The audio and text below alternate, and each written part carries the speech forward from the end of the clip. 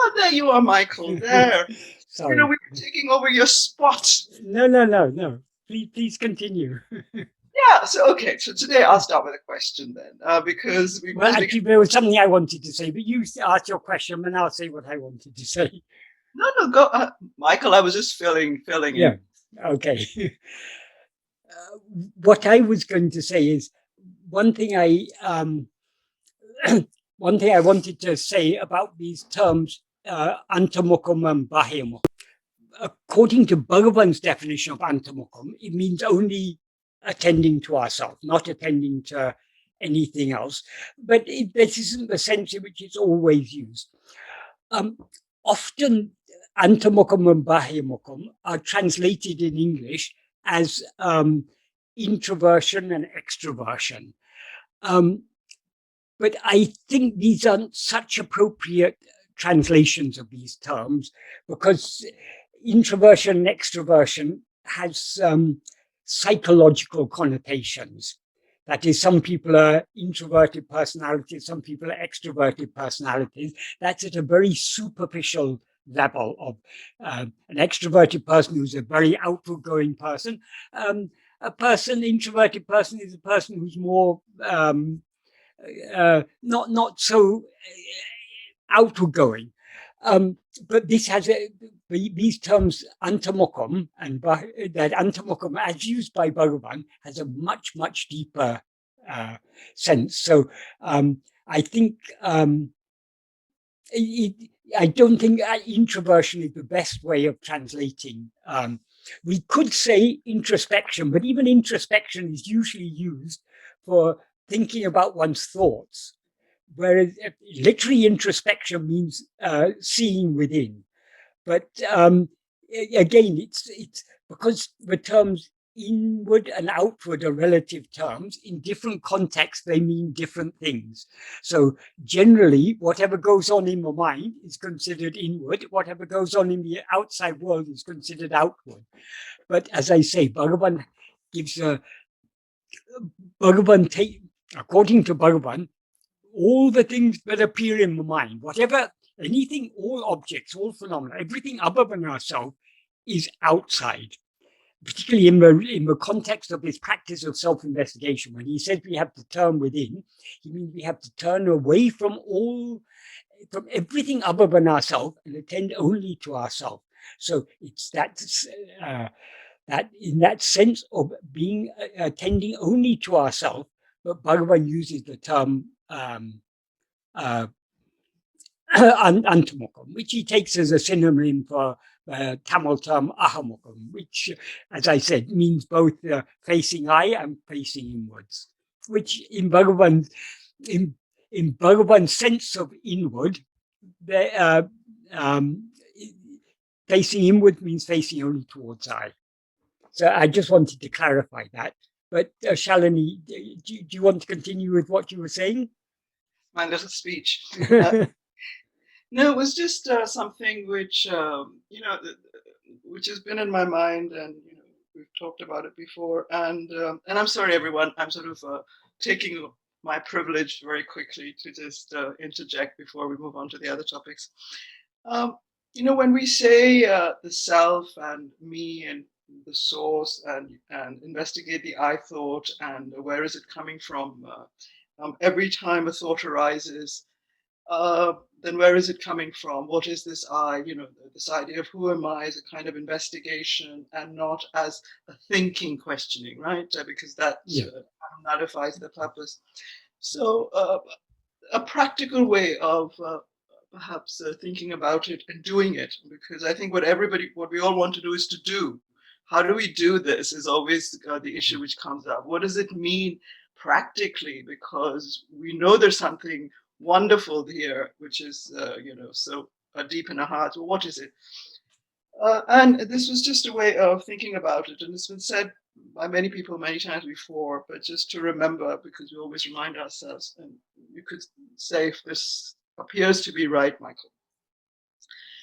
So I'm looking at you, Michael, on the Zoom screen, or I'm listening, I'm seeing, there's various things going on. Every time there is the seeing, of course, there is this object that my mind and attention are turned towards. But there is always awareness. This is only happening in awareness, because of awareness, with awareness, otherwise it's not there. So every time I attend to something, or even implicitly without thinking that I'm attending, there is the awareness. So when I'm looking at the screen, there is the awareness. That's all I need to know, really. Let me just start with that. There is awareness. But as I just begin to relax in that, stop grabbing that object, and being directed towards it, attending to it, as I just begin to relax into that awareness a little bit, just start to be that awareness, which happens sometimes, when we're kind of looking without looking, we're looking without really attending to the object. There is that slowly that feeling of a kind of a spacious awareness. We relax. I mean, every time we relax, it is that awareness which is relaxing into itself a bit. Whenever people say, just be wherever you are, just be that awareness, just be the self, so to speak. As we begin to do this, a moment to moment, every perception, every thought, something is coming up, every awareness of this speaking which is going on, as I begin to relax in it, even just the perceiving of my body, as I begin to relax in that awareness, I begin to just be that awareness a bit. There is a change which begins taking place. I begin to become a little bit more immersed in that awareness. It's still limited, obviously, and this is what is called the ego, I presume, because that awareness still hasn't found its ultimate home, if you like, its ultimacy, what it really is. But I was wondering, Michael, whether when we talk about, because what Bhagavan is really referring to every time when he says the I, the thought of the I, it's just that awareness moment to moment, just with every perception, with every thought, we just begin to feel that awareness itself, that quality, right? In every thought, in every perceiving, in every cognition, in every action, doing, walking, speaking, there is that awareness. And as we just begin to relax into that awareness, become more aware of it, begin to be in that awareness, we slowly, that is the turning within. It's not really within in the sense of inner and outer. It's just being that awareness slowly. And then as we become habituated to it more, instead of the bad habit of turning to the object, there is a slow change. You begin to feel that kind of spacious awareness, which is a little bit, yeah, which is the investigation going on. That was all. It was just the way which I about it. Yeah. What I would add to that is, when Bhagavan talks about awareness, the basic meaning of awareness, in the sense in which Bhagavan is talking about it, is that which is aware. The pure awareness, which is what we actually are, is that which is aware, but aware of nothing other than itself. That is our real nature. That which is aware of anything other than ourselves is ego. These are not two different awarenesses, because obviously awareness is only one. But pure awareness is awareness as it is, ourself as we actually are, whereas ego is awareness mixed with adjuncts. That is, it's only when we're aware of ourselves, as I am this body, that we become aware of other things. That is the two defining characteristics of ego are, firstly, as ego, we are always aware of ourselves as I am this body, I am this person, I am such and such a person. And we are consequently aware of things, other things. Awareness of ourself as I am this body, that is what is called avarana. That is the veiling. Because what we actually are is just that fundamental awareness I am. That is the pure awareness. But on top of that awareness, we have superimposed adjuncts and we conflate them. We take ourselves, we actually experience ourselves as if we were this body. So this is the avarana, the veiling, which is one aspect of Maya. This is the primary aspect of Maya. As soon as there's avarana, it results in vikshepa. Vikshepa is the awareness of other things. So this awareness of ourself as I am this body and consequently being aware of other things. This is the nature of ego. Our aim is to go beyond ego, back to the source from which ego rose, which is the pure awareness I am. The means to do that is this very precious clue that Bhagavan gave us, to whom. That is, whatever we may be aware of, it appears to whom? It appears to me. So we turn our attention back towards ourselves. What Bhagavan means by inward is facing ourselves. So turning our attention away from other things, back towards ourselves, that is the practice. That is, if what you were describing, that is, if we think of it, nothing can exist apart from awareness. Whatever appears, it appears only in awareness. And there is we have no reason to suppose, there's no evidence that anything exists outside awareness. Even if something did exist outside awareness, we couldn't know it. But why should we posit the existence of anything that we are not aware of? So we are aware of those things that appear in our awareness. But the fact that they appear in our awareness means they don't actually exist. They just seem to exist. They seem to exist in our awareness.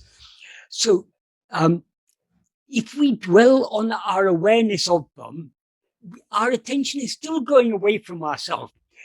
That is what, when Bhagavan says, gives us this question, gives us this clue, let's say, this pointer, to whom, he's asking us to turn away from the phenomena of which we are aware, back towards the one to who is aware of them, or the one to whom they appear.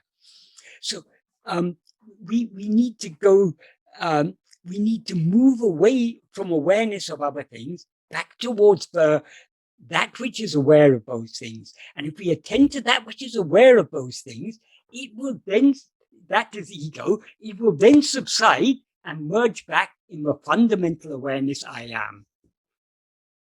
Does that clarify it at all? Yeah, I think I couldn't agree more. Yeah, because we're turning away from awareness of the object to the awareness. Yes.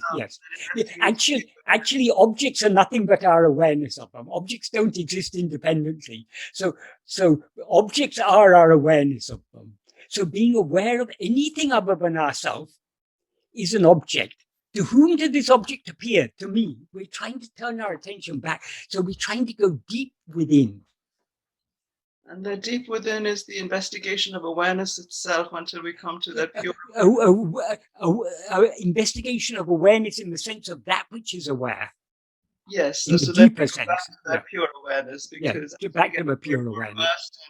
More deeply in awareness. So the self-investigation, we could say, is the investigation of awareness as we free it from this constant turning outward. Yes. Sometimes this investigation is described as investigating the ego. But even when we're investigating ego, what we are investigating, that is, ego is that mixed and conflated awareness, I am this body. What we are attending to is the ascent, as Bhagavan says in Maharshi's Gospel in one place. That's just one place where it happens to be recorded. Bhagavan often pointed this out. When we're investigating this ego, we're investigating the essential chit aspect, the essential awareness aspect. That is, we're attending not to this body, but to I am. So when we're attending to ego, we're actually attending to our source. So that from which ego has arisen, which is that fundamental awareness I am, which is what we actually are. That's why Bhagavan sometimes describes this practice very simply as Swarupa Dhyana, meditating on our real nature. Meditating on our real nature means attending only to I am, to that fundamental awareness of our own existence. That is, the words I am, it's not the words we're to meditate on, it's what is denoted by those words. The words, what does the words I am denote? It denotes our existence. But what is it that exists? It denotes our existence as awareness. That is, I refers to that which is aware.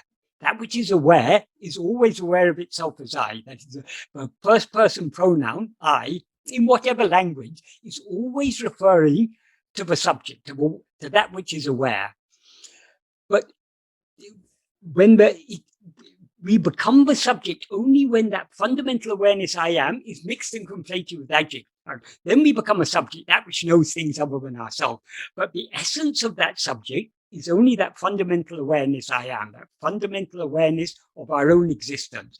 That is what we are attending to. So though it's sometimes described as attending to ego, that is, even when we're attending to ego, we're attending only to the essential element of ego, which is that awareness I am. David and Lorraine. Of course, we're all asking the same question over and over. I realise that, but I'm fascinated by these words, and then we sort of peel off layers. There's words, there's thoughts, there's ego, and then there's this kind of abstract knowledge area that, this is theoretical, of course, that we kind of go through in our investigation of ourselves. And I'm just thinking about moving from the ego to this sort of abstract knowledge place. And what I know we're going back to words, but we've always got to use them, which is the difficulty.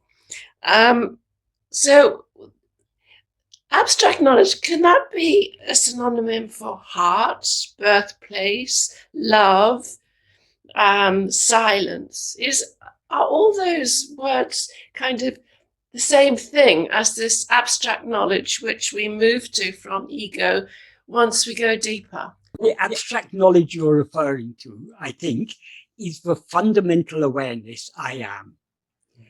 That is what is called, as Bhagavan says, that alone is what is called silence. That is our real nature. It can be, that is the heart. That's definitely the heart.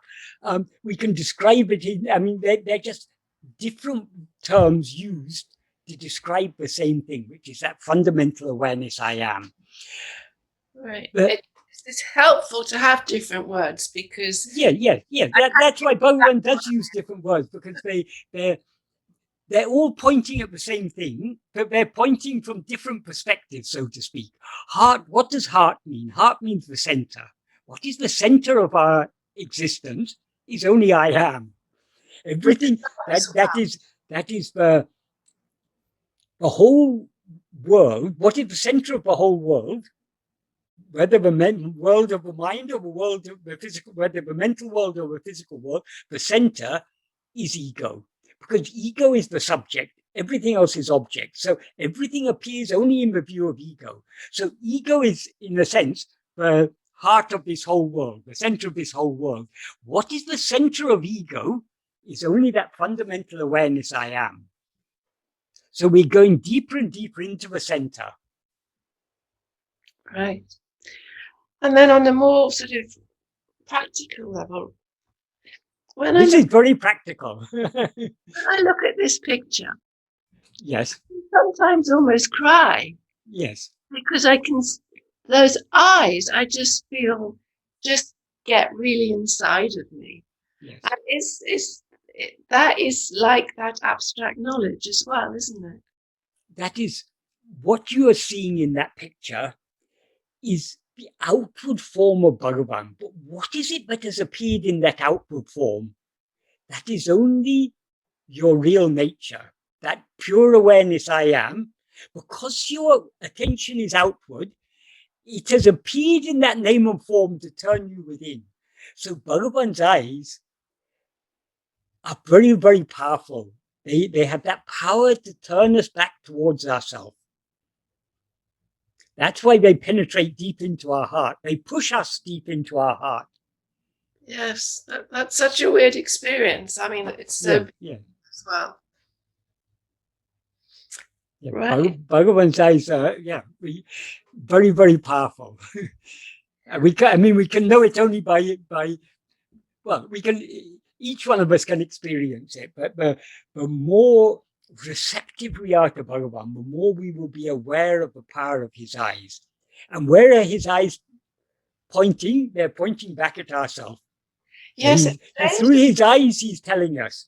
Yeah, it doesn't Look matter within. how you look at it. He's always looking at you. Yes, yes, yes.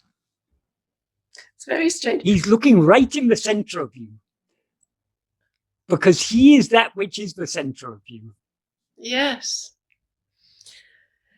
And then on a less deep level, I'd like to ask about when I sit quietly. I like to put a scarf around my eyes, and because the light is a phenomena which I feel is a bit distracting, but then the darkness probably is just as much a phenomena. But moving from that into another space is into like total nothing. Can you talk about that? Can you say something about that shift? There is no such thing as nothing. Nothing means it's not a thing. That means it doesn't exist. That is, when we talk about nothing, this is a relative term. That is, what we mean by nothing is the absence of phenomena. But it's not a complete absence of phenomena, because as you say, when you put a scarf around your eyes, you shut out the light, the physical light, but you don't shut out the darkness. The real problem is not any of these external phenomena. These external phenomena are what are called in Sanskrit Vishayas. The problem is our Vishaya vasanas, that's our inclination to attend to these phenomena. That's the real problem. So if it helps you to put a cloth around your eyes, fine. But if we to follow this path deeply, we need to recognize that whatever else we may be aware of, who is aware of it? I am. So that fundamental awareness I am is the background of all our experiences.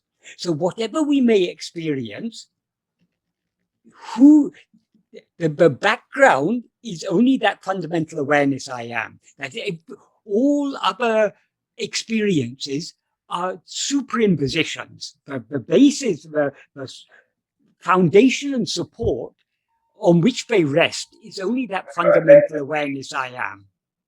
Mm-hmm. So practice, practice, practice. Practice, practice, practice. That is, we cannot dim that.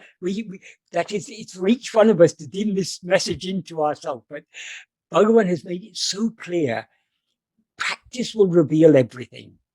Merely understanding is necessary in order to put what Bhagavan has taught us in practice. If we don't understand him clearly and deeply, we won't be able to go deep in the practice. So to the extent we understand him deeply, to that extent we will go deep into the practice. And to the extent we go deep into the practice, we will thereby understand him more deeply. So understanding is necessary, but merely trying to understand this by intellect, by the outward going mind, we cannot know it. We have to turn within. This is absolutely essential. And the real clarity, the real depth of understanding comes only from the practice. Mm-hmm. All these ideas, but that's when we're talking, when you were referring to words are all pointing to ideas, or they are putting ideas in our mind. These ideas, where are these ideas? All the ideas we learn from Bhagavan is pointing our attention back to ourselves. So it's only by turning our attention within, but the real clarity will come. Mm-hmm. So we start with the words, then we go to the thoughts, then we've got this ego. And then from the ego, he's still got the next step into... Yes. But Bhagavan said that is what we actually are. The source from which everything comes is silence. So Bhagavan said, from silence arises ego. From ego arises thoughts. From thoughts arise words. So the words are the great-grandchild of the silence.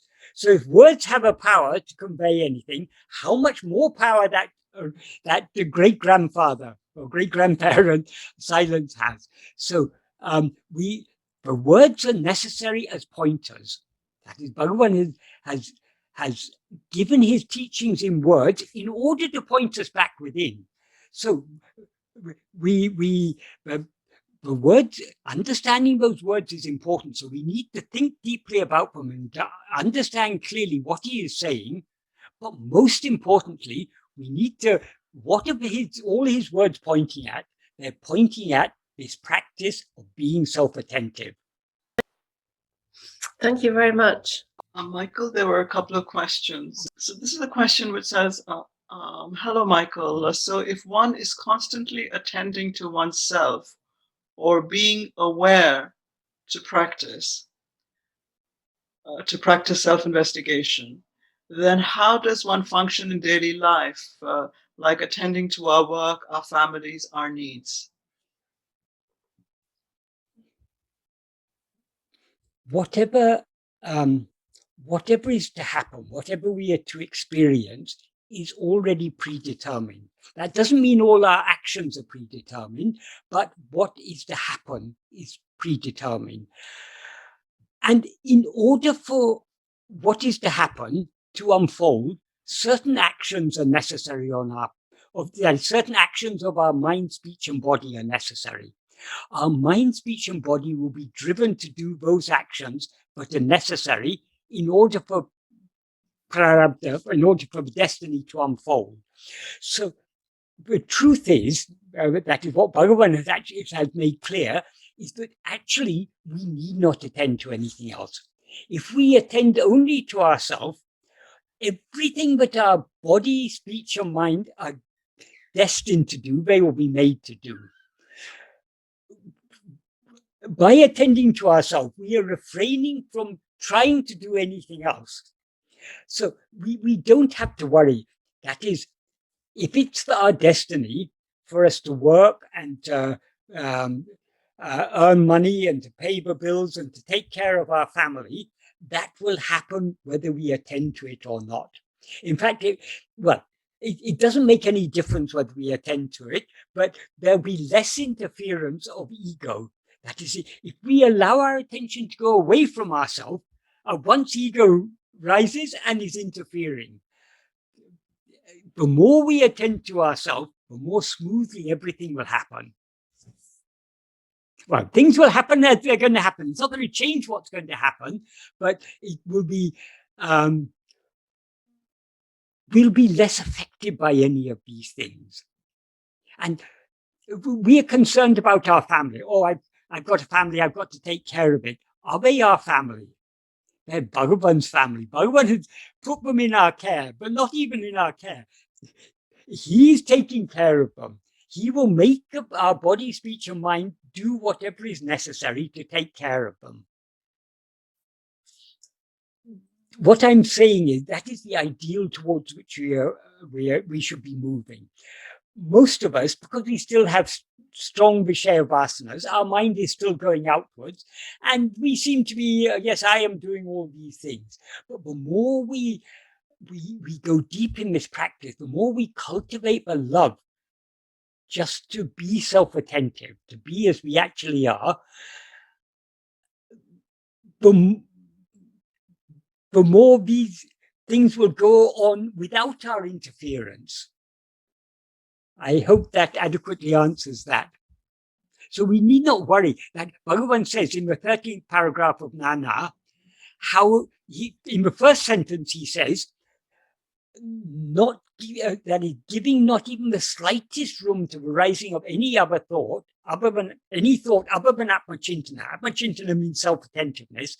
So the implication of that sentence is being so keenly self-attentive that we thereby give no room to the rising of any other thought, is giving ourselves to God. So that is what surrender is, being so keenly self-attentive that we don't give room to the rising of any other thoughts.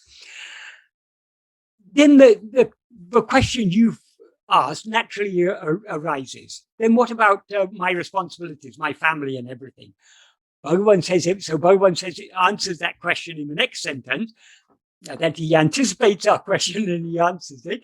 He said, however much burden we place on God, he will bear all of it. So the implication is, even the burden, not only the burden of taking care of our family, even the burden of thinking about such things, he will take care of. We can surrender to him even the burden of thinking. He can surely think better than us. So let's leave even the thinking to him. Our only aim should be to attend to ourselves, and he will take care of everything. Even if we rise as ego, he will take care of everything. It's just we're unnecessarily interfering and causing trouble for ourselves.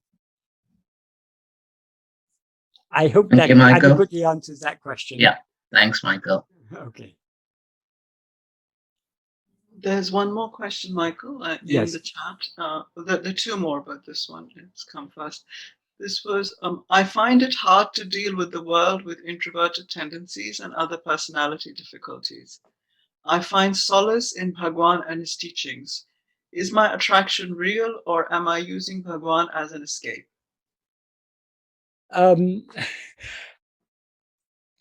If we are seriously following Bhagavan's path, there is no wrong in using that as an escape. That is, what is the purpose of Bhagavan's path? We have got ourselves in a mess by rising as ego. We want to escape from this ego.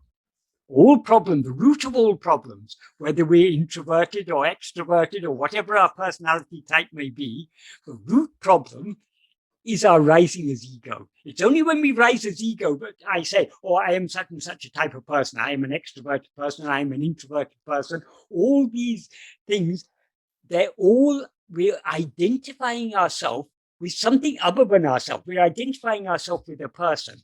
That which identifies itself as a person is ego.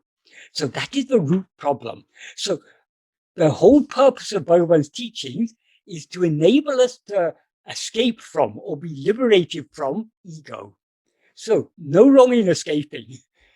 The wise course, when you're in trouble, the wise course is to try to escape the trouble. Who will not want to escape trouble? So, but once we understand that so long as we rise as ego, we are in trouble. That is, once we've risen as ego, we take ourselves to be a person. And as a person, there's no end to the troubles.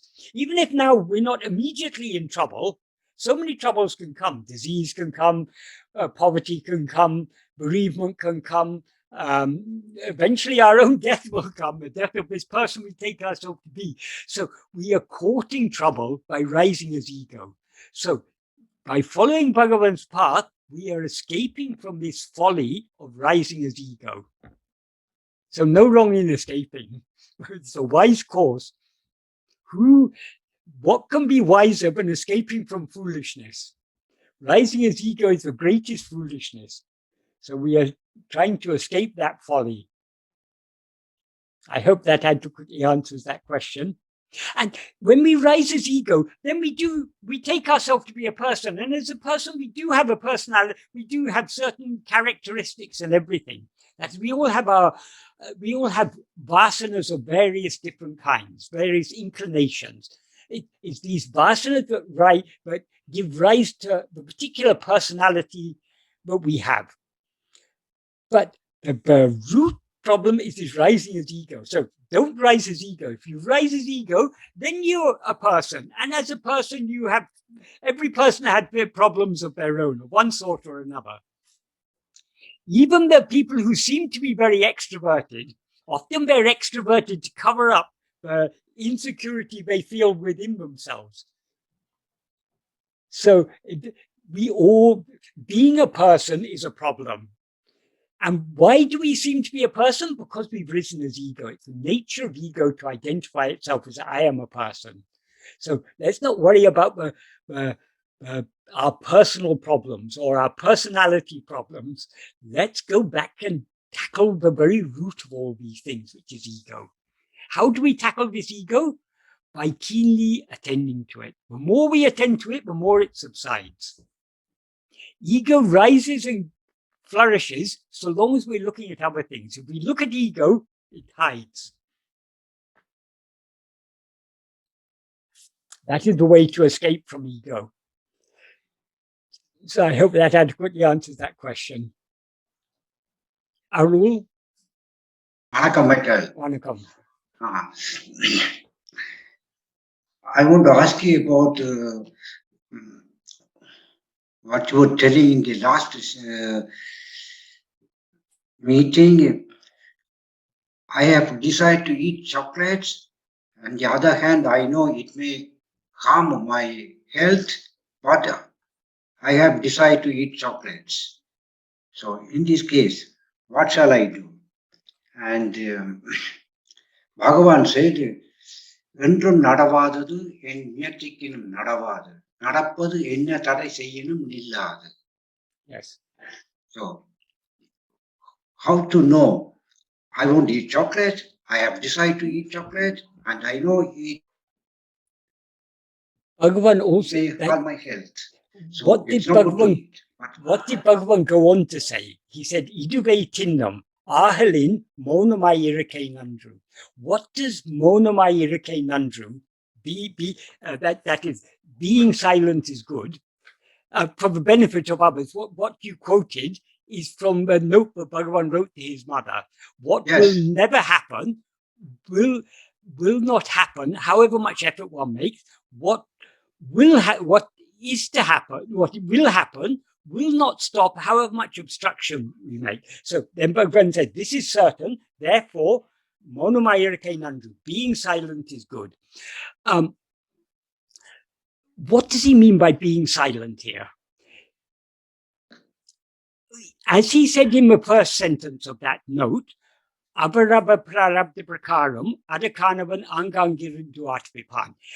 According to the destiny of each one, he who is for that, being in the heart of each one of them, he doesn't say being in the heart, he says being there. That implies being in the heart of each one of them will make them act. So those actions that we need to do in order for what is to happen, in other words, in order for us to experience our prarabdha, certain actions may be necessary for our mind, speech, and body to do. Both they will be made to do. So we need not be concerned about that, because anyway, this body, speech, and mind are going to be made to do those actions. So if it is your destiny to eat that chocolate, you will be made to eat that chocolate. Don't worry about that. But Bhagavan's advice is monamai irike. Monamai irike means non-rising of ego is the state of being silent. So long as we allow our mind to follow, to be swayed by its Vishaya vasanas, we are feeding the rising of ego. And when we rise as ego and follow our Vishaya vasanas, inevitably we will be doing actions that we are not destined to do. That is, we are doing agamya. That is, as soon as even the slightest movement of our attention away from ourselves, that is the beginning of agamya. Agamya means those actions we do according to our will. So allowing ourselves to be swayed by any Vishaya vasana is what gives rise to agamya. So if it is your destiny to eat that chocolate, you will eat that chocolate. But you shouldn't. We have to tackle this right at the root. That is, the problem starts with allowing ourselves to be swayed by our Vishaya vasanas. Don't allow yourself to be swayed by Vishaya vasanas. Cling firmly to I am. If you cling firmly to I am, ego is thereby kept in check, kept subdued. Because ego is subdued, its vasanas are also, it's not being swayed by its vasanas. And then whatever happens is according to destiny. Whatever is going to happen anyway, whether we interfere or not. That is our interference, that our rising and being swayed by our Vishaya vasanas doesn't change what is going to happen, but it creates problems for us. The wise course is just to cling to I am. And then it doesn't matter whether we eat chocolate or not. If we're destined to eat chocolate, we cannot avoid eating chocolate. If we're not destined to eat chocolate, even if we want to, we cannot. So let's not worry about these external things. We need to, that is the practice Bhagavan has given us is a very deep and subtle practice. If we vigilantly attend to ourselves, this ego, we will be reducing the scope that ego has to rise. And when ego cannot rise, it cannot be swayed by its Vishaya vasanas. So this simple practice of self-attentiveness that Bhagavan has given us is such a powerful practice, and it's such a deep and subtle practice. It solves all problems. People ask, oh, how do I know whether it's my destiny to eat chocolate or not? We need not bother about that. It doesn't matter.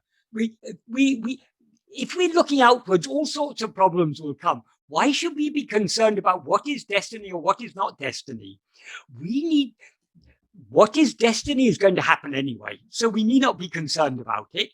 The actions that we need to do according to destiny will be made to do, so we need not be concerned about those actions. The actions that we do by our will, that is the agamya, we will do only if we allow ourselves to be swayed by our vasanas. So how do we avoid being swayed by our vasanas? By clinging firmly to I am. So this will solve all our problems. We don't need to know what is our destiny or what is God's will. All we need, what is Bhagavan's will? Bhagavan's will is that we should subside. How do we subside? By clinging to I. So you are truly surrendering yourself to Bhagavan's will if you cling to I am. So that's all we need to. That's all we need to be concerned about. And the state in which we cling to I am, that is the state of Arul. You've got a very beautiful name. Arul means grace. So the state of grace is that state in which we cling to I am and thereby keep the ego merged in its source. So be true to your name by just being as you are. Bhagavan said in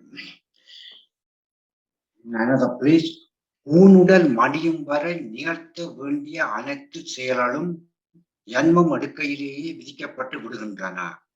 உனக்குள்ள சுதந்திரம் ஒன்றே ஒன்றுதான். உனது உடல் தான் நீயா அல்லது நீ வேறா என உணர்ந்து கொள்வதற்கான சுதந்திரம்.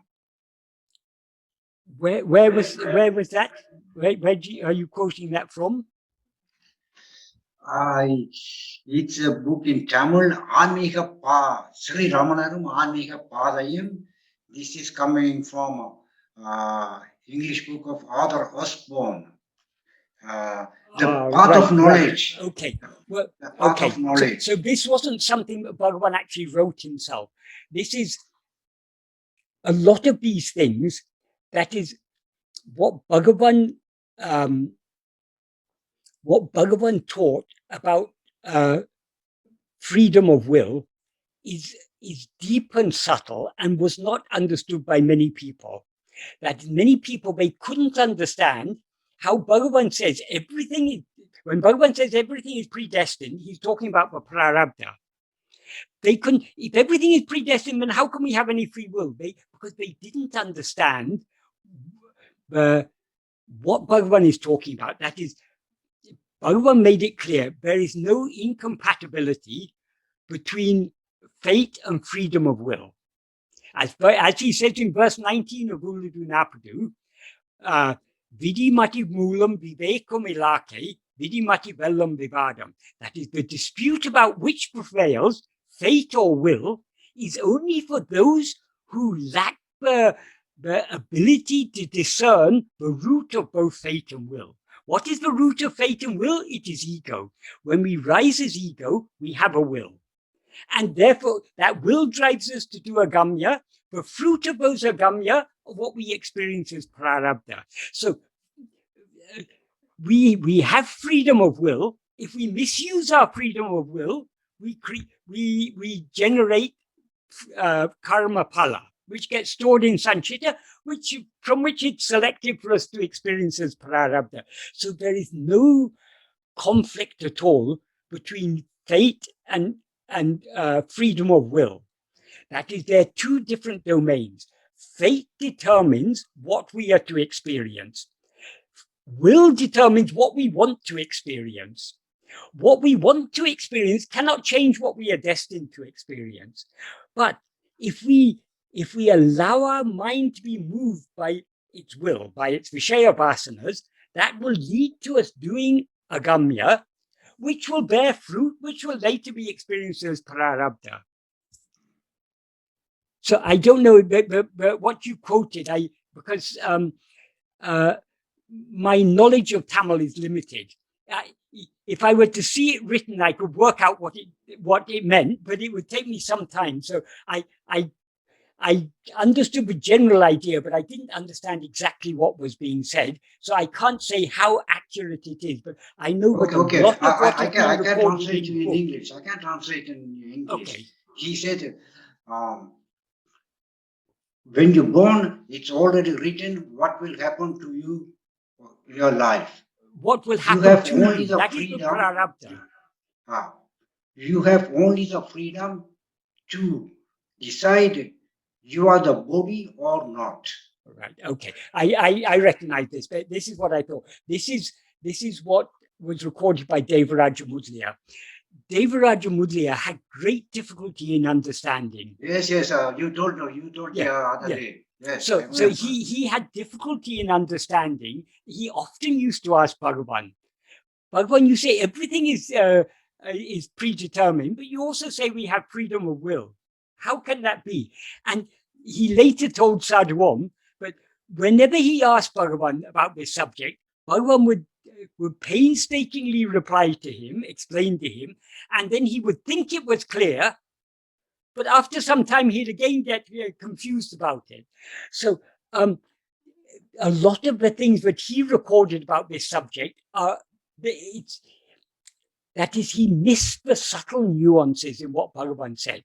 When Bhagavan said the only freedom you have, that is the only freedom you have to free yourself from this perpetual cycle of karma, the only freedom you have is to hold on to I am and thereby separate yourself from this ego. So that is the only way the only freedom we have to be free. That is, but if we allow our attention to go outward, then we are free. That is, what are vasanas? Vasanas are our inclinations. So when we have an inclination, we are free either to be swayed by that inclination or not to be swayed by it. So we are always free. We always have freedom of will. Nothing can make us want what we don't want or not want what we do want. Nothing can make us be swayed by our vasanas or stop us avoiding being swayed by our vasanas. And when we allow the mind to go outwards, there are so many vasanas pulling us in so many different directions. So we have a freedom of choice, whether we allow ourselves to be swayed by this vasana or by that vasana. But wisest choice is not to allow ourselves to be swayed by any vasana, but hold on to I am alone. That is sat vasana. That is that inclination to remain self-attentive. That is what is called sat vasana. That is the only vasana that we should allow ourselves to be swayed by. All other vasanas will take our mind away from ourselves. So this is a very deep and subtle subject. It's not a complicated subject. It's actually very simple, and we need to be ready to have we need to be willing to give up our old ideas and to be ready to have a very simple and subtle understanding. That subtle understanding will come to the extent to which we put this into practice. To the extent we put this into practice, we will see for ourselves how vasanas work and how we are always free to allow ourselves to be swayed by the vasana or not to be swayed by it. We always have that freedom, and that freedom is the key to succeeding in this practice of self-investigation and self-surrender. Okay. Thank you, Michael. Right. And then Sanjay, you have a question? Yes, sir. So, Bhagavan teaches us in paragraph 6 of Nāṉ Ār, what he says, I'll quote some portion of it. When the subtle mind goes through the doorway of the brain and sense organs, goes out through the doorway. He says goes out. That out is very important. So, sorry. When the subtle mind goes out through the doorway of the brain and sense organs, gross names and forms the phenomenon that constitute both the mental and the physical worlds appear. When it remains in the heart, the core of oneself, namely one's fundamental awareness, I am, names and forms disappear. So, as you were just saying some time earlier, that our senses are like the windows Yes. through which we project this world. Yes. So, my question is it possible that all the windows are closed in a person? That means all his senses are not working. It's just a hypothetical question. Yes. So, if a person is blind, deaf, he cannot speak, his nervous system is paralyzed and such things, but he is still alive and his brain is working. In such a scenario, will this person still perceive a world, since this person does not have the doorway of sense organs to perceive the gross names and forms? Well, obviously they won't experience sights, sounds, tastes, tactile sensations, or smells. So, as Bhagavan said, the world is nothing but these five. Yes. But I mean, it's very hard to imagine such a condition. Yes. Would they be aware of the body or not? I mean, is a person in that condition? What they're aware of, we don't know. They may be in something like a dreamlike state. Who knows? We need not be concerned about these, because what Bhagavan, that is why Bhagavan talks about the world. Bhagavan is not concerned about the world. Bhagavan is concerned about, to whom did this world appear? It's only when we allow our mind to go out, in other words, when we allow ourselves to rise as ego, but that we project a body, and through the brain and sense organs of that body, we project a world.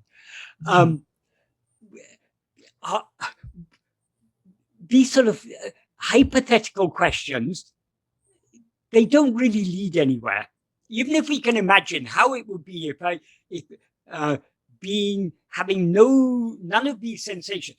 If from birth that person is like that, then they don't know language, so we think in terms of mental images, we visual images and words, because we've learned words. So what would be the condition of someone who had never had any sensory input? God alone knows. Leave it to God to worry about. We need not worry about it. The only thing, our aim, that is Bhagavan's path, is a path of Atma-vichara, not Anatma-vichara. So investigating of all these hypothetical conditions is an Atma-vichara. It's really not very useful for us. The whole point, that is whatever Bhagavan has taught us, Bhagavan has one aim and one aim alone, to turn our attention back to ourselves.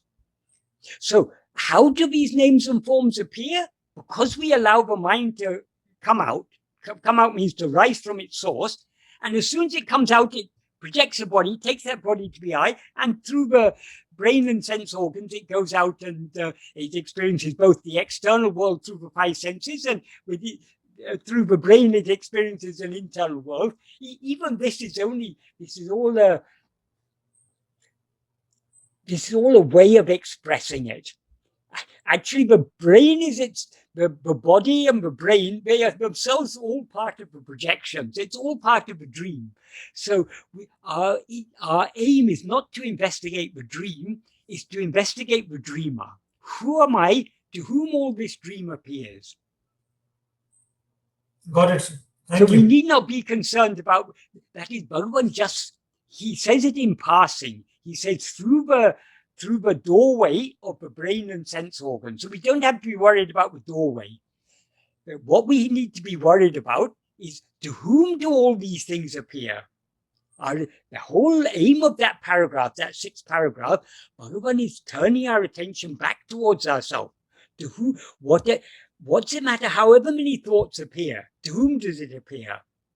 So the brain, the senses, the world, all these are only thoughts.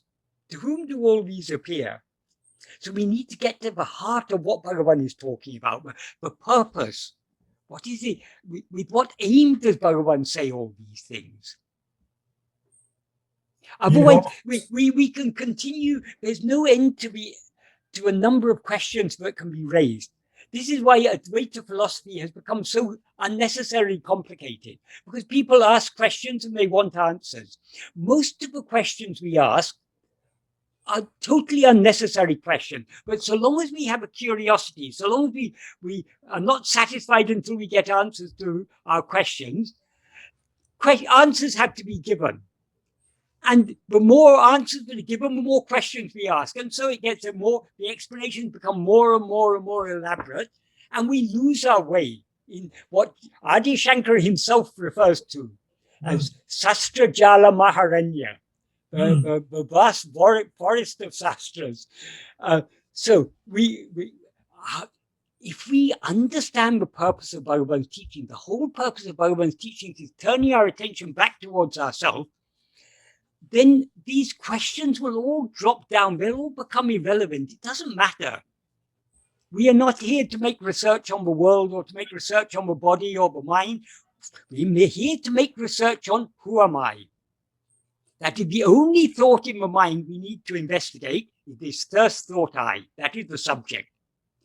Objects we're not concerned about, because the objects appear to whom? To me. So those objects depend for their seeming existence upon me. Who is this me? That is what we should be investigating.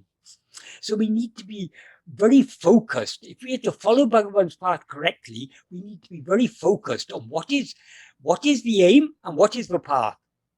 The aim is to know ourselves, the path is to attend to ourselves. Does that adequately answer your question? Yes. Yes, it does. Yes, it does, sir. One more question. Now, Bhagavan talks about second and third persons quite often in his works. Yes. But the simple way of saying is a simple way of describing it is all the objects. Yes. So why does he use the term second and third person? What is the significance of that? It's just another way of saying objects. Yeah. So there's no everything. Yeah. That is how we explain what are second persons and what are third persons. Yeah. There are various ways it can be explained, but it doesn't really matter. What matters is second and third person means everything other than ourselves. Yeah. So first person means ego. Yeah. So they're all objects. They're all objects. It's just another way of saying subject and object. Subject and object. Yeah. Like that's a simpler way of saying subject and object. First person, second person. It's also a very simple way of saying it. Who is the first person? I. No, first person is all right. First person is perfectly fine. Everything else is second and third person. So don't worry about. The whole aim is that is, Bhagavan says, without the first person, second and third persons do not exist. In the final sentence of the 5th paragraph, which we talked about last time.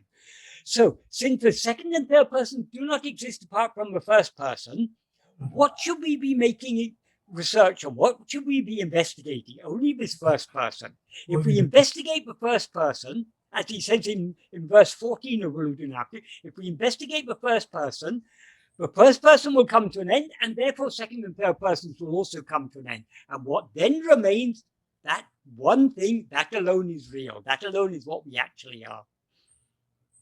Got it. Thank you. Thank you. So we always need to be bearing in mind what is the aim of Bhagavan's teaching. The whole aim is to turn our attention back to ourselves. Yes, Bhagavan did explain things, but all his explanations have one aim, to turn our attention back to ourselves.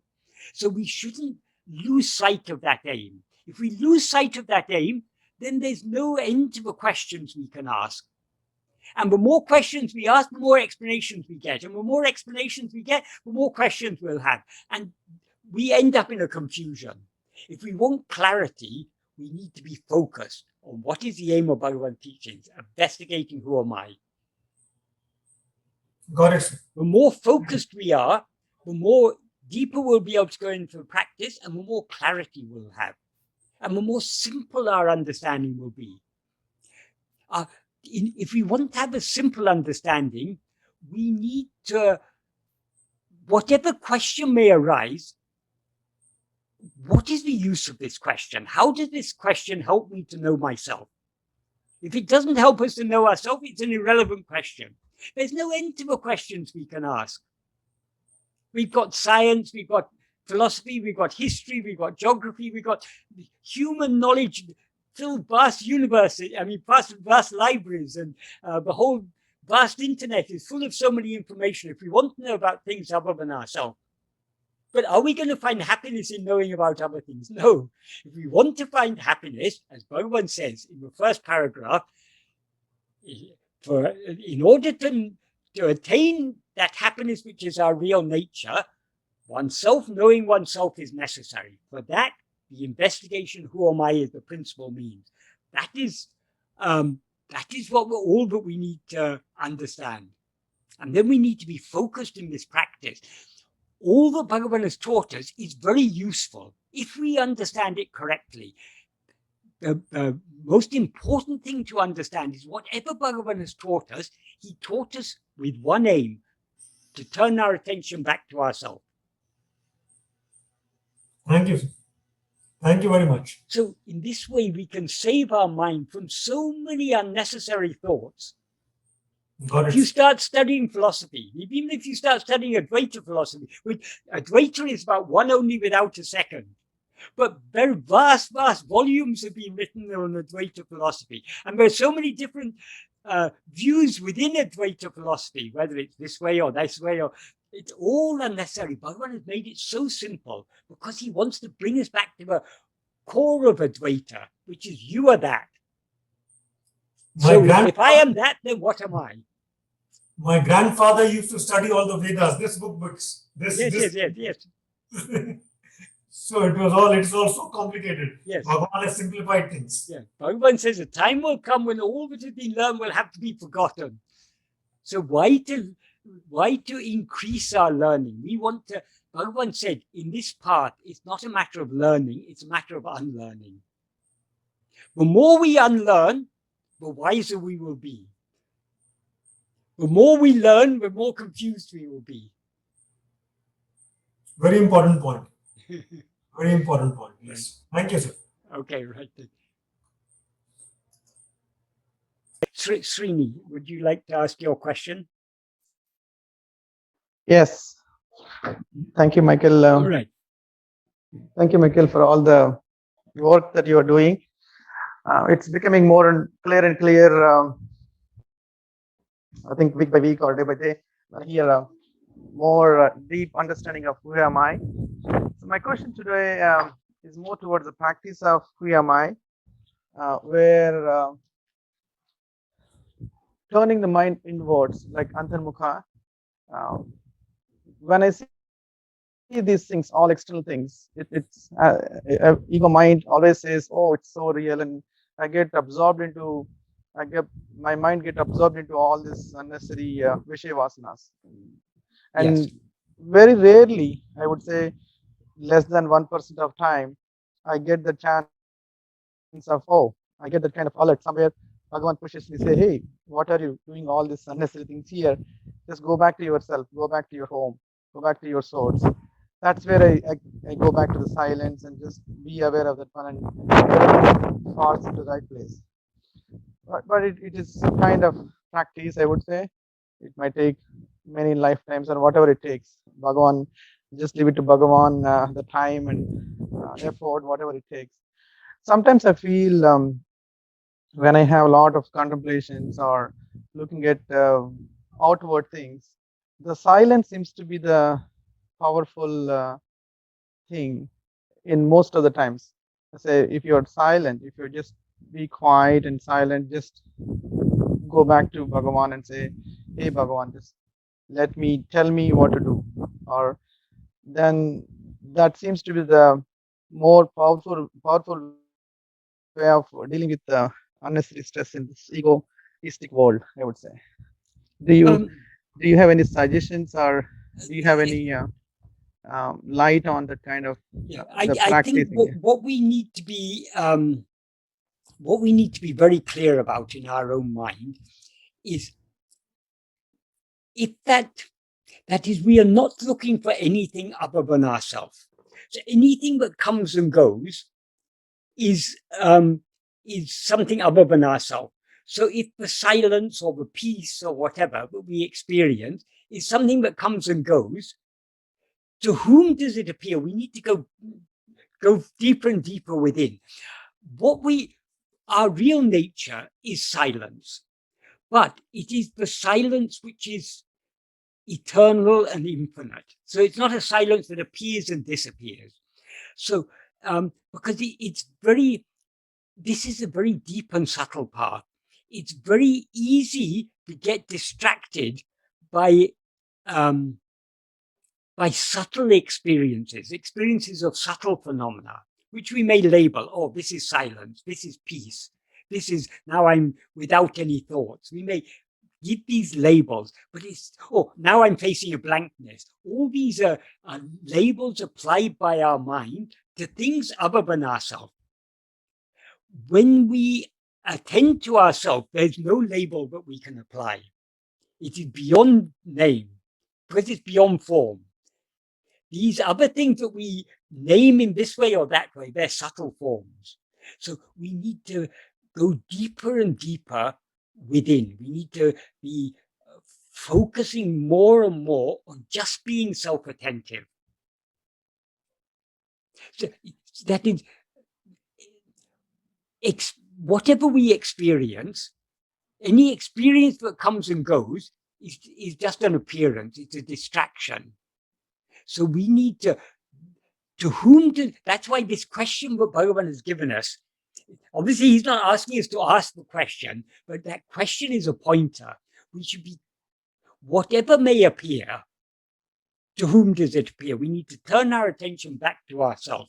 Otherwise, if we find a nice, comfortable place of peace or silence, that can lead to laya. Why does it lead to laya? Because we're attending to something other than ourselves, some subtle phenomena. So we need to persevere in trying to hold on to that self-attentiveness. That's why Bhagavan always emphasized, who am I? That we need to be focusing on that I, the one to whom all other things appear. Otherwise, we can mistake subtle phenomena to be our goal. This is why so many people, they think they've achieved something because they've had some sort of experience along the way. But those experiences have come and they will go. That is not where the solution lies. The solution lies in who is the experiencer. Yeah, I get it. My question, I understand the silence in a outward sense, Yes. but also into the more subtle way, like taking silence as a Bhagavan, or yeah, but even subtle phenomena are phenomena. So that is why it's very difficult because we're using words to try and describe that which is beyond words. But that is, we come to know what is self-attentiveness by trying to be self-attentive. And we need to be very careful not to be allow ourselves to be distracted by any subtle appearance. That is what we are trying to investigate, that not anything that appears and disappears, but that which is constant. What is constant is only that fundamental awareness of our own existence, I am. That is what we need to be focusing on. And if we are focusing on that, there's nothing that we can say about it. Yeah, everything disappears. Only I remains. And yeah. So I mean, if we arise and try and describe what we experience, then anything that is describable is something other than ourselves. Yep. Yes, I got it. Yeah. That is. But in the practice, what we are trying to investigate is that which exists in all the three states. So if we're experiencing anything that we didn't experience in sleep, it is not ourselves. Yep. So I think we should always refer to the state of sleep or deep sleep as the source Yeah. of are the source, and just refer. Yes. Am I getting that one? If not, Yes, no, but just we reject also it. need to recognize that contrary to what we generally, our mind generally tells us that sleep is a state of darkness. But actually, sleep is not a state of darkness or a state of ignorance. It is a state of pure awareness. To the extent that we go deep in this practice of self-investigation, we will recognize that sleep wasn't actually a state of darkness or a state of ignorance. It was a state of mere clarity and being. Yes, I see it. When I close my eyes, it's like a sleep, right? When I close my eyes, everything disappears. We just go back to that self. When I open eyes, everything appears, and all this nonsense. Everything whatever. except you disappears. Yeah, everything except me. Yeah, correct. Yeah, But you have to hold on to that me then. Yeah, my question was more in the initial question was more into the silence, taking the silence as an initial practice. I would say probably some kind of aid, because when I start or when attending to anything other than ourselves, attending to any phenomena is not an aid, it's a distraction.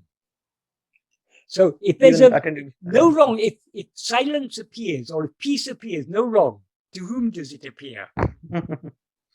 Okay, so we had to go beyond the silence also. Yes. Okay, got it. Thank you so much for all the effort. Thank you. Right. We have 5 more questions, Michael. So there's a question here which says, when going deep in the practice, there is a point when there is a fear of losing oneself, as there is nothing else in that state. Again, I understand the aim is to lose oneself. In deep sleep, when the ego subsides automatically due to tiredness, there is no fear, as the subsidence in deep sleep is not one with awareness.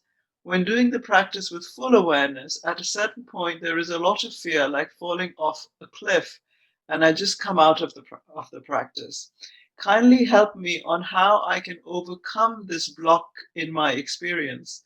Thank you for all the help, Bhagavan. Right. Well, it's not actually correct to say sleep is a state without awareness. It is a state with awareness. The thing is, in sleep, the ego subsides due to tiredness. And we know very well when we fall asleep, our existence is not threatened, because we know very well that when we fall asleep, we are very safe. We'll come out again. So there's no danger. When we are practicing self-attentiveness, we are literally putting our head on the block, so to speak. We are embracing our own death. We are walking into the jaws of the tiger. So fear, so long as we've still got strong vasanas, strong Vishaya vasanas, we are unwilling to let go. So that is why the fear arises. How to overcome that fear? Only by persevering in this practice. That is, the more we persevere in this practice, the more our Vishaya vasanas will be weakened. The weaker our Vishaya vasanas become, the more willing we will be to surrender ourselves. Another thing, if we want assurance, we need not fear, because ego will not die until it's willing to surrender itself. So if we want some assurance, we can some reassurance. We can reassure ourselves in that way. Don't worry, you're not going to die until you're ready to die, until you're willing to die. But yeah, this is a thing that many people experience, this sort of fear. You could even say that's possibly a good sign, because it means that you're really, the fear arises because you're coming so close to the brink, as it were. But we will not fall over the brink until we're ready to throw ourselves over the brink. So in how to become willing to surrender ourselves completely, to throw ourselves over the brink? By persevering in the practice. So let fear come, let anything come. I mean, these are, whatever may appear doesn't matter. To whom does it appear? We need to persevere with the practice. So perseverance is the only way to overcome all problems. I hope this adequately answers that question. I think it was very good, Yeah. Michael. Thank Yeah. you. There's another question, and then it's Renee. Right. This question is, I have a question, and I'm not sure if this is the place to put it. I, on occasions, have contemplated on the silence Bhagavan refers to. So I find if I listen deeply with the inner ear, I move away from the external sounds in the world and my mind in listening deeper, and I naturally start falling towards my heart. You feel this as my breath goes deeper. What are your thoughts, Michael, about listening to this silence? Thank you so much. It's very difficult when any of us describe a practice. It's difficult to know really what that is, because the practice is beyond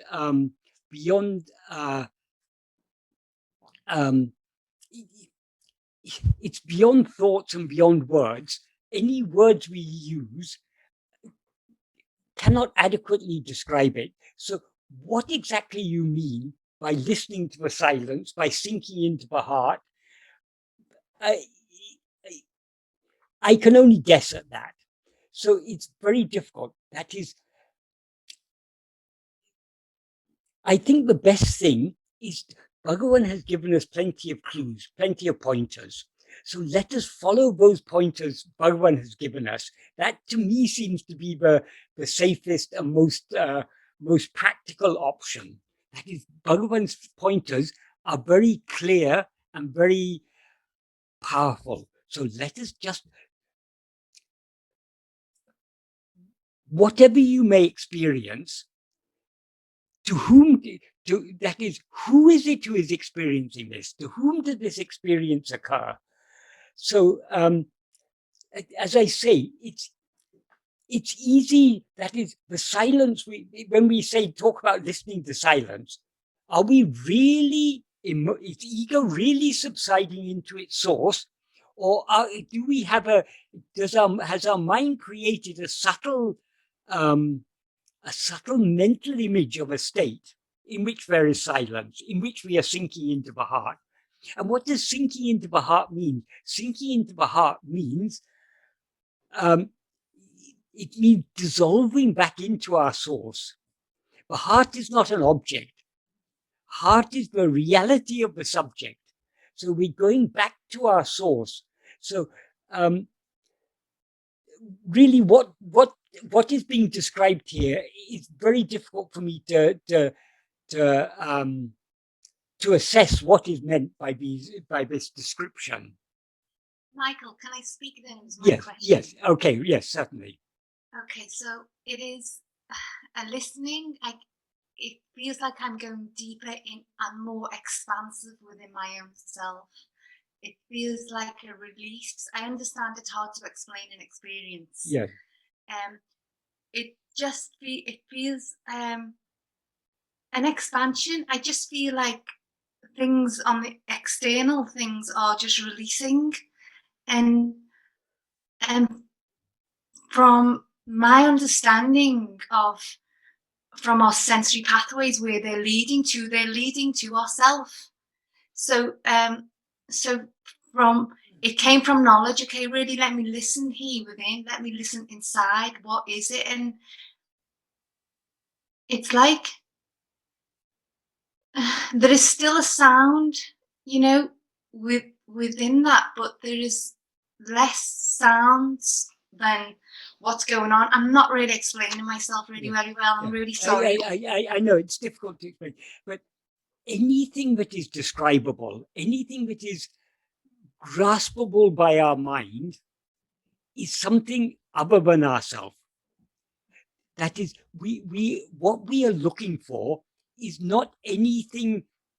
We are not looking for anything new. We are looking for that which is ever clear and ever shining. What is ever clear and ever shining is only I am. So that alone is what we should be attending to. Lovely. Okay, thank you. I think now it's Renee. Thank you, Michael. Right. I have a question, and I know it's probably been asked a million times, but for some reason, I know the mind can't grasp it, but I'm still going to ask it anyway because there's a part of me. So Bhagavan says, it is light itself. There is no necessity to see self with another self. There are no two selves. Yeah. Also, he goes on to say, where the I merges, another entity emerges as I of its own accord. This is the perfect self. What I have the problem with, Michael, is who knows, who surrenders if there is only one self?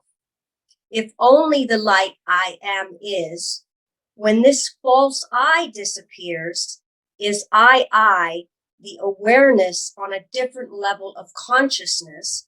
So who knows I am aware? When I am the real self is no longer under the illusion of a person, who is being?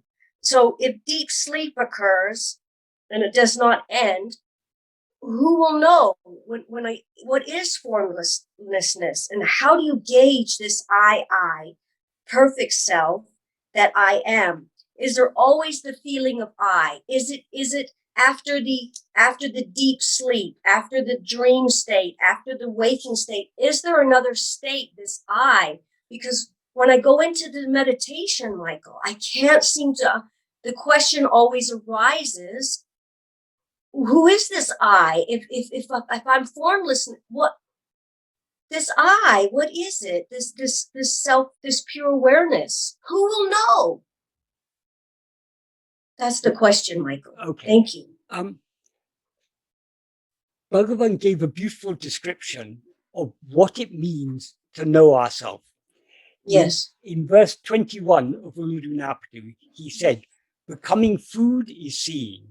What he means by that is that state in which we are consumed, that state in which this ego is completely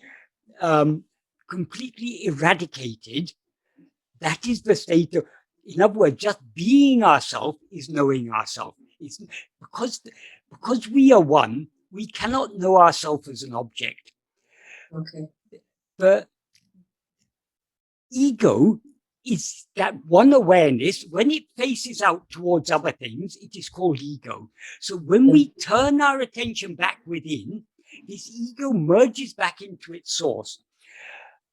What you are describing there, when you say about another entity, Bhagavan doesn't say another entity, actually. He doesn't use the word other. He says one thing. That is in a number of places he says this. In Uḷḷadu Nāṛpadu, in Upadēśa Undiyār, verse 20, what he says is, in the place where I merges, that for one appears spontaneously as I am I. That itself is Purna, the whole.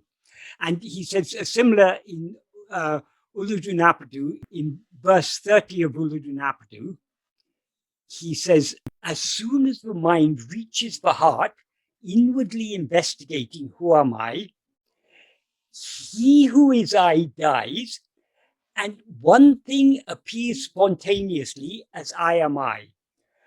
Though it appears, it is not I. It is the entire substance, the substance that is oneself. That is, it's very difficult to explain this adequately in words, but that is what Bhagavan is talking about here, is something very, very subtle. But we can use an analogy to at least give some idea. If the sun is always shining in the sky, but if it's covered with clouds, when the clouds are removed, we say the sun appears. But actually the sun hasn't appeared. It was always there. It's when the obstacle is removed, there seems to be an appearance. But this is, now here we're talking about something objective. What Bhagavan is talking here is totally non-objective. That is, ego is the false awareness, I am this body. Yes. When ego is eradicated, that means this adjunct, this body, drops off, and I am alone remains. So what is our identity then? Our identity is I am I. That is, I am nothing other than I. In Tamil, the way to express I am I is Nāṉ Ār. So people, it has been mistranslated in English as I-I. But that is not what is meant. When Bhagavan talks about Nāṉ Ār, he means I am I. Just like Nāṉ Ār means I who. But obviously, the am is implied there. In Tamil, when you've got a sentence consisting of a subject and a subject complement, like for example, if you say I am this, it's simply Nāṉ Ār. The am is not there; it's understood. So Nāṉ Ār means I am I. So why Bhagavan uses this term Nāṉ Ār? Ego, as he explained, I am this or I am that is ego. Our real nature is I am I. That is, it is. We cannot be anything other than ourselves. So I am I is the recognition, or I am just this I. So what Bhagavan is talking about here is that clarity of self-awareness that shines forth when ego dies. It is not another entity. It is, as he says here, it is the substance. Porul means the substance. So the ego is an appearance. What is the substance of that appearance? If you look carefully at the snake, what appears? The rope. But has the rope newly appeared? No, it hasn't newly appeared. You were seeing the rope all along. You were just misperceiving it as a snake. Because you look at it carefully, then when you recognize it's a rope, we say, oh, the rope has appeared. But the rope was there all along. Nothing has newly appeared. That's why he says here, though it appears, it is not I. When he says it is not I, he means it is not ego. It is not the I that appears and disappears. It is that I which is ever present. So the awareness, you will be aware of awareness itself. The self will reveal itself to itself, as Bhagavan says. Yes. But it's not a new revelation. That is, when ego is destroyed, it's something so subtle. The words fail. That's why Bhagavan says it appears spontaneously. Though it appears, it is not I. When he says it is not I, he means it's not the I that appears. In other words, ego. So it's something very, very subtle. But what knows pure awareness is only pure awareness. That I am. That is I am. That is I am. Yes. And that I am is nothing but I am. That's why Bhagavan says I am I.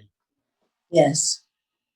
So that term I am I is a way of expressing the purity of that awareness. It's not there's no other thing to identify as I. I am only I. I'm nothing other than I. So it's a state of just I, nothing but I. Yes. Thank you, Michael. So he says it's the substance, just like the snake. The rope is the substance of the snake. The substance of ego is only that pure awareness. Remove the adjuncts, as he says in Upadēśa Undiyār in another way, in verse 24 and 25. In verse 24, he says, he's talking about God, but God means our own real nature, what we actually are. Yes. He says, by existing nature, God and soul are just one substance. Only the adjunct awareness is different. That is, as ego, we're aware of ourselves as I am this. So we seem to be something separate from God, who is the infinite whole. And then he says in the next verse, knowing oneself without adjuncts is itself knowing God, because God is what is always shining as oneself. So all we need to do is to remove the adjuncts. The adjuncts is what we now identify as ourselves. This person that we seem to be, this is the adjunct. If we remove this adjunct, what remains is just I am.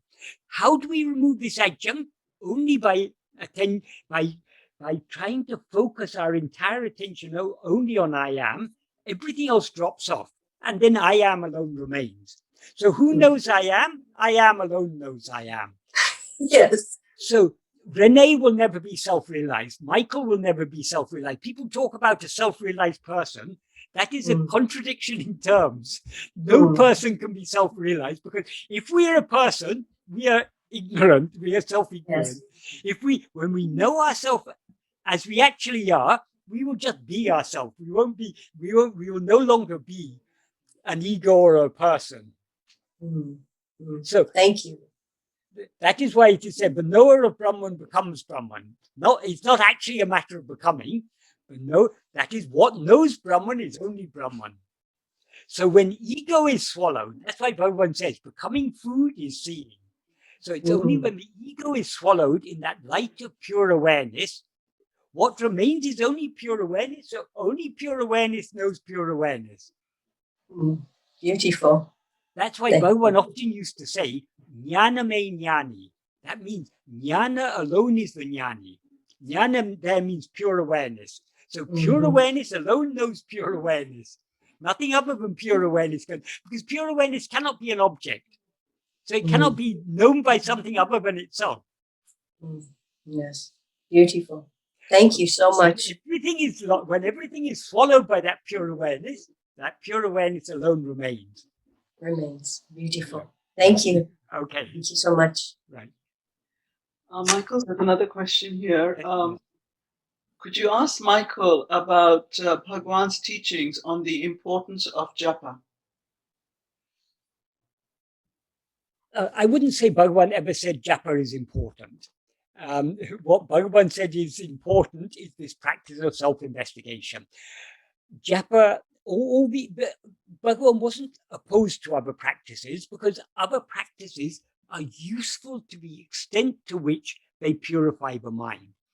In the case of japa, it depends what japa you're doing and why you're doing it.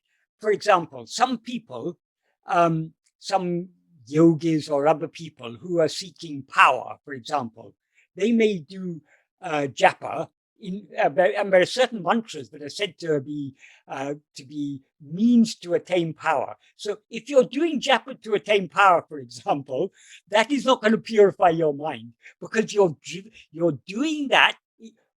That is a karma. You're doing it for the fulfillment of a desire. You had some aim. So japa is useful only if it is done with bhakti. That is, if it is a nishkarmiya karma, if it is an action done not for the fulfillment of some desire, but just for the love of God. If you're doing japa for the love of God, then that will purify the mind. To understand Bhagavan's view on this, the early verses of Upadēśa Undiyār, where he explains this very clearly. In the first two verses, he points out that, well, in the second verse, he says, the fruit of action having perished, as seed, it causes to fall in the ocean of action. It doesn't give liberation. What he means by that is, if we do any action, there are two types of fruit of action. There's the edible part and the seed.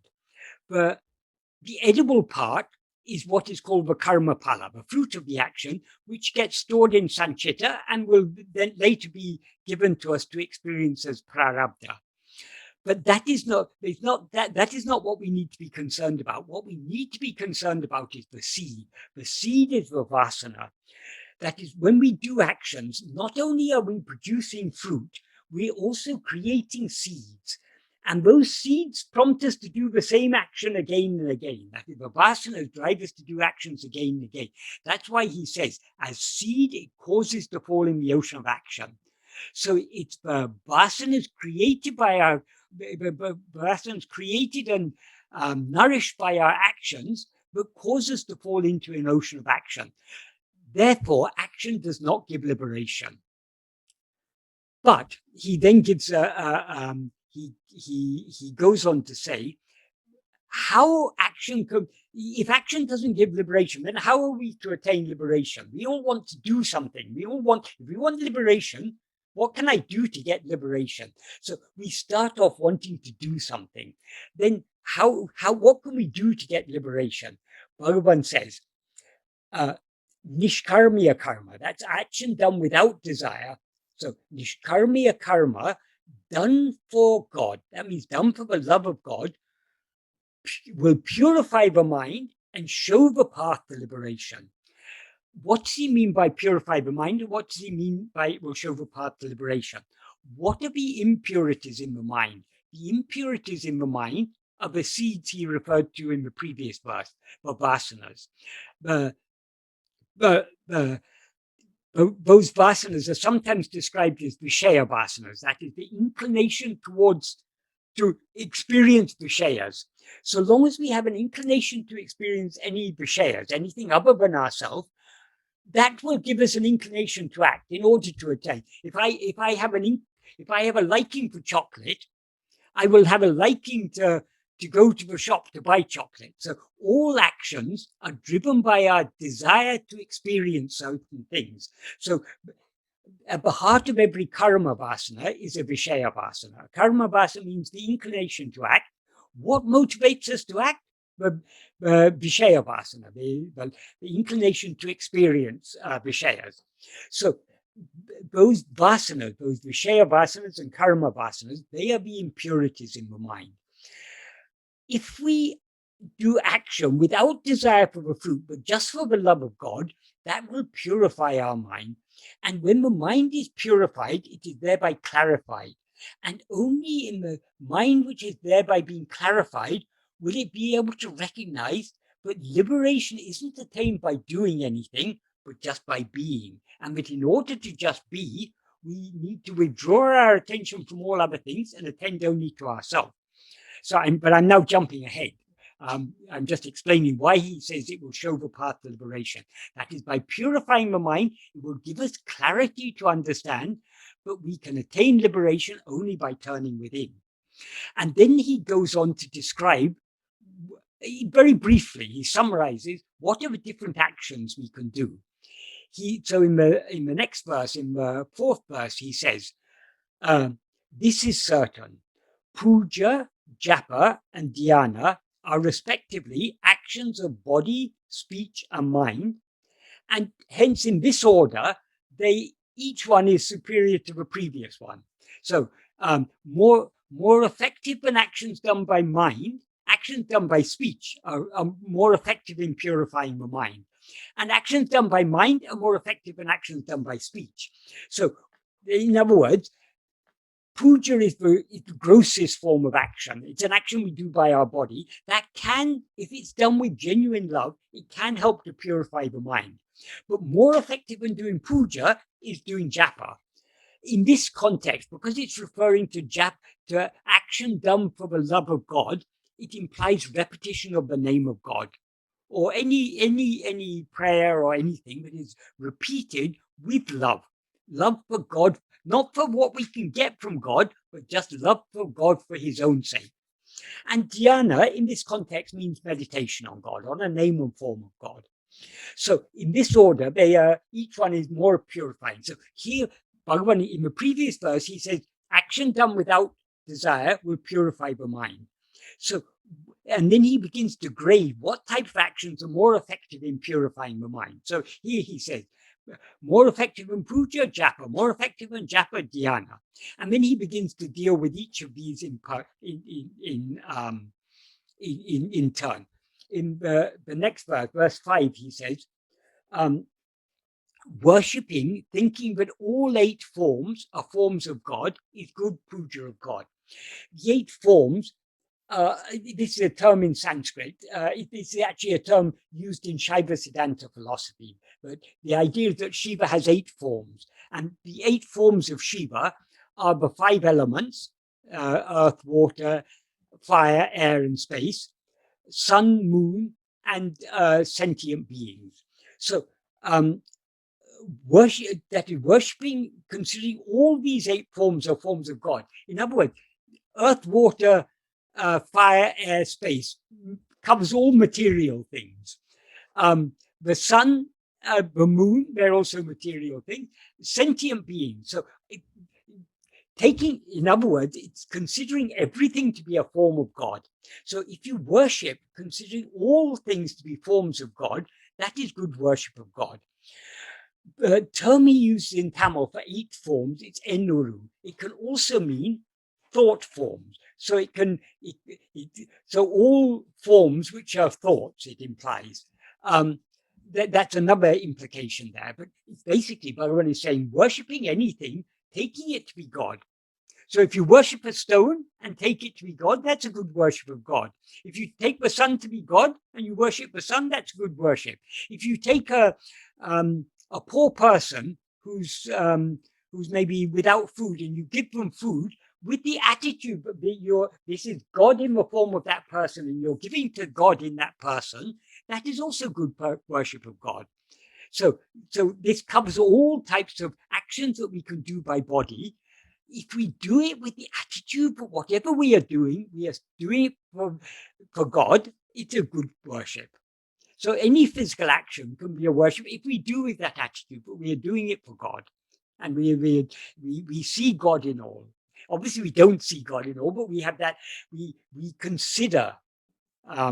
He says there, considering. The word he uses is any. Any means considering. So it's obviously it's an imagination. We don't actually see all things as God, but we consider all things to be God. We believe all things are God, and with that attitude. So even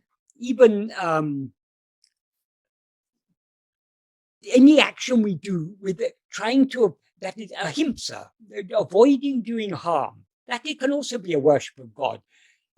Not trying to damage the environment, that can also be a worship of God. If we do it with the action, the attitude, this whole world is God.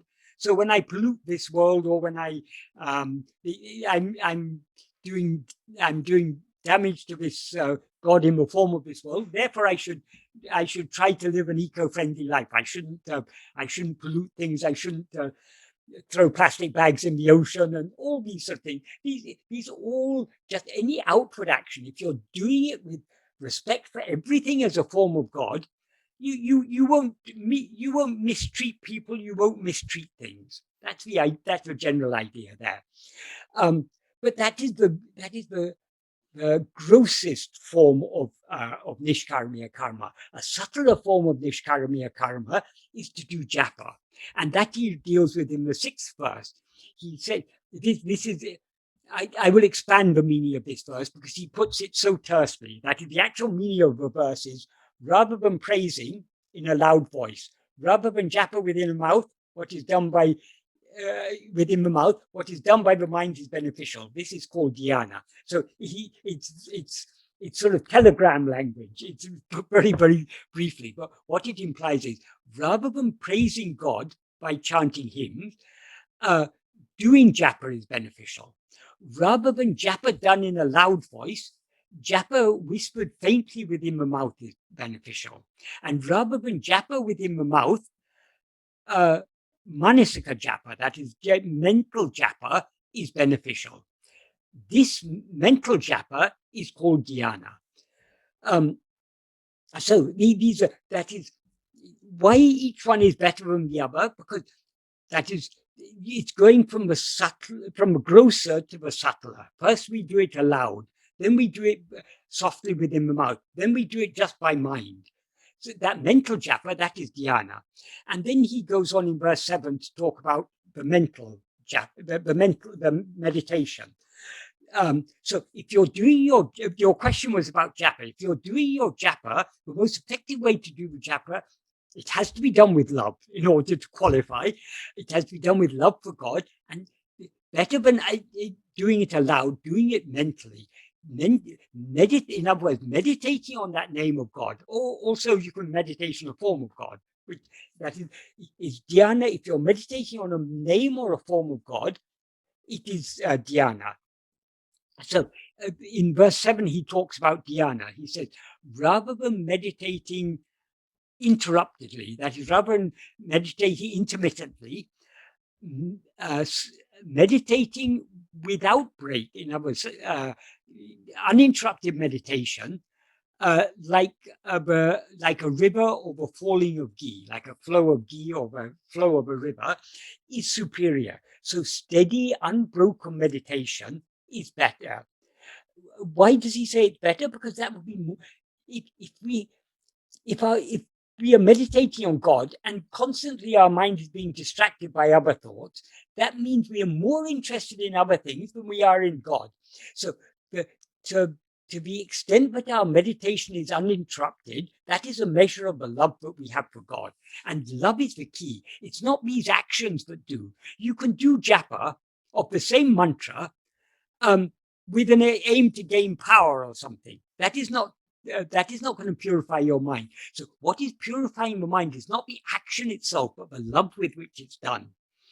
So if our meditation is uninterrupted, that means we've got so much love for God, but we don't allow our mind to be distracted by other things. So that is better. But then the most important of all, in verse 8 he comes to, he says, rather than Anya Bhava, Ananya Bhava is best among all. Anya Bhava means Anya means what is other. So rather than meditating on God as something other than ourselves, meditating on God as ourselves. In other words, he says there, Avanaham ahum ananya bhava. That means ananya bhava, meditation on what is naftava, in which he is I. So with the understanding that God is that which is shining in us as I, meditating on nothing other than I, that is the best of all. That is the most effective means to purify the mind. So japa, if done with love, can purify the mind, but it is a stepping stone. That is what we ultimately need to come to, is to not to meditate on any name or form of God, but to meditate on the reality of God. What is the reality of God? That which is shining in our heart as I. So that is the most of all the means to purify the mind. This is the most effective. Michael, we're sort of out of time. Okay. But I gave a very long answer to that question, but since it was about japa, I had to put in the context of Bhagavan's teachings. Yeah. So this one is simply saying that when we allow our mind to go out with our vasanas, and the vasana takes us over for a while, and then we feel terrible, and the cycle repeats and repeats with our great effort, and we feel shame and terrible. What should be our attitude? Just keep trying? How do we not get discouraged by addictive processes? That is, Bhagavan has answered this. That is, it doesn't matter how many times our mind is carried away by its vasanas, we need to bring it back. And the last thing we should do is feel guilt or feel regret. That is, okay, my mind has been carried away by the vasanas. What should I do? I should turn it back to myself. If I begin to lament, oh, I'm such a bad person, I'm such a hopeless devotee, I allow my mind to be carried away by all these vasanas, and instead of attending to myself, we are again attending to something else. We're again allowing ourselves to be carried away by our inclination to feel guilt. That is another Vishaya Vasana. So we shouldn't give room to these Vishaya Vasanas. Yes, when a small child is learning to walk, it falls so many times. When we're learning to ride a bicycle, we fall off the bicycle so many times, but we don't give up. We continue trying. So it doesn't matter how many times we get carried away by our vasanas.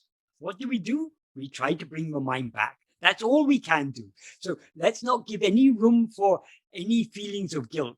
Bhagavan says, however great a sinner one may be, he says in the 10th paragraph of Nāṉ Ār, however great a sinner one may be, if instead of lamenting or weeping, I am a sinner, how am I going to be saved? If one completely rejects the thought that one is a sinner and is zealous instead or steadfast in self-attentiveness, one will certainly be reformed or saved. So the idea, I am a sinner, I am a bad person, I allow my mind to be carried away by vasana, we're again identifying ourselves with this person. Why should we? Doesn't matter however many sins we've done. Let us forget all the sins we've done. Who am I? What we actually are has never done any sin. Bhagavan has taught us, we have that pure awareness that is ever untainted by any sin or any action of any sort whatsoever. So instead of identifying ourselves as I am a sinner, Let us cling fast to self-attentiveness. So that is the only way to deal with these vasanas. Doesn't matter how many times we fail, let us continue trying. If we try, we will eventually succeed. And since Fran had raised her hand, I feel mean to not to answer her question. So can I just answer Fran's question, and that will be the last one?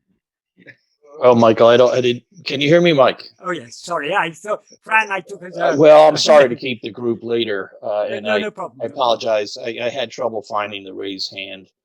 I just wanted to ask, when we're trying to help others, wondering what Bhagavan would have said about this. We can't always go to this philosophy of not being a person. This, of course, I love it. I aspire to it. I trust it. But let's say someone breaks their leg. They have to have that leg healed. Yes. Or if you have a child that's suffering, or someone that is going through something. So I'm just wondering how Bhagavan would have approached that without, blowing someone away with the idea that they're not really a person. Well, when our attention is going outwards, we are in effect a person.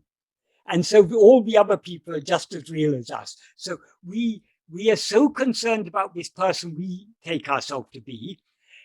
We should be equally concerned about all other people. So when our mind is going outwards, we should be caring and considerate and kind. And when someone is in need, we need not go out looking for people to help. But when a need is presented to us, of course we should try to help them. And this is, if we do it with the attitude that Bhagavan is referring to in those verses of Upadēśa Undiyār I was just talking about, Bhagavan says, considering everything to be God, whatever worship you do is good worship. So if someone has broken their leg and you try to help them, you call the ambulance and you accompany them to hospital and make sure that they're taken care of. Or if you find a hungry person on the street and you share your food with that person, if you're doing it for the love of God, because you consider that all things God is manifest in all these forms, that is a very good worship of God, as Bhagavan says. So it's appropriate. It's not, but the best thing of all is not to allow our mind to go outwards. That is to turn within. That is the greatest of all worships.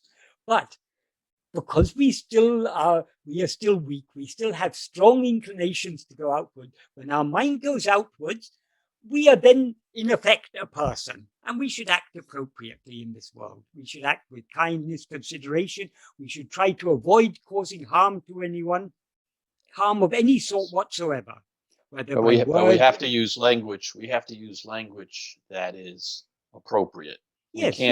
We can't go to this is rare. This, to go to this.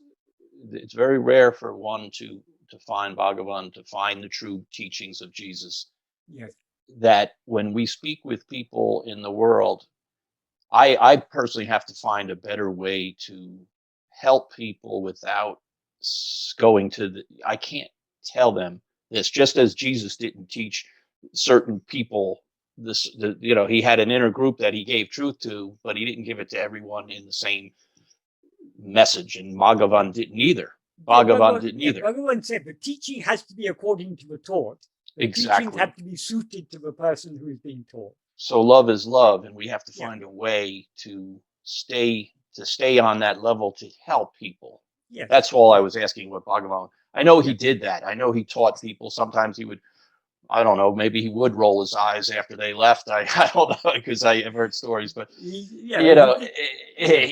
but I'm finding there are so many people suffering, and I'm trying to help them in the right way without going and saying, just be the I am. Yes.